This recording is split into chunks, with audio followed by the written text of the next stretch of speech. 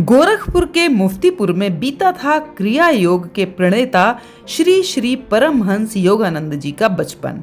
कोतवाली थाने के ठीक पीछे वाली गली के पुराने मकान की बाहरी दीवार पर टंगा श्री परमहंस योगानंद जन्मभूमि न्यास का बैनर अगर छोड़ दें तो ऐसी कोई भी वस्तु यहाँ नजर नहीं आती जो पुष्टि करे कि परमहंस योगानंद जी यहाँ पैदा हुए थे। इस बैनर के जरिए परमहंस योगानंद जी की स्मृतियों को अभी तक सहेजने वाले शेख अब्दुल रहीम उर्फ अच्छन बाबू को इस बात का अफसोस है कि एक महान शख्सियत को अपने घर में ही वह सम्मान नहीं मिल सका जिसके वह हकदार थे।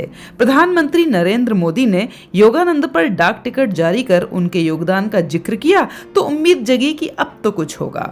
गली के मोड़ पर किराना दुकान चलाने वाले घोष कंपनी के मुरारी लाल जायसवाल दुखी मन से कहते हैं कि देश भर से आने वाले अनुयायी योगानंद का स्मारक न होने के चलते गली के अंदर या बाहर सड़क पर ही अगरबत्ती जलाकर लौट जाते हैं। यहाँ स्मारक नहीं बना तो आने वाली पीढ़ी इस महान विभूति के गोरखपुर में बिताए समय से अपरिचित रह जाएगी। खूनीपुर के मोहम्मद कमर आलम ने भी योगानंद से जुड़ी दर्जनों कहानियां अपने पूर्वजों से सुनी हैं। उन्हें भी लगता है कि यहाँ स्मारक स्थल बनने से किसी को कोई ऐतराज नहीं होना चाहिए। शेख अब्दुल रहीम उर्फ अच्छन बाबू ने बताया कि मेरे ही मकान के दूसरे हिस्से में योगानंद जी का जन्म हुआ था और पूरे परिसर को स्मारक स्थल के रूप में विकसित करने के लिए मैं मुख्यमंत्री योगी आदित्यनाथ जी से भी मिला था।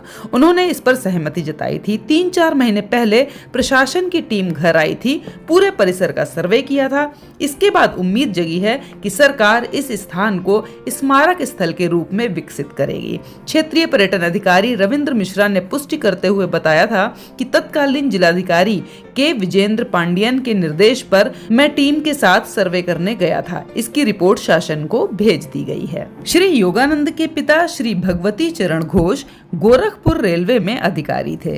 वह मुफ्तीपुर में अब्दुल हमीद के मकान में किराएदार थे। 5 जनवरी 1893 को उनके यहाँ बेटे का जन्म हुआ जिसका नाम उन्होंने मुकुंद लाल घोष रखा। 8 से 10 वर्षों तक मुकुंद जी इसी मकान में रहकर पले बढ़े।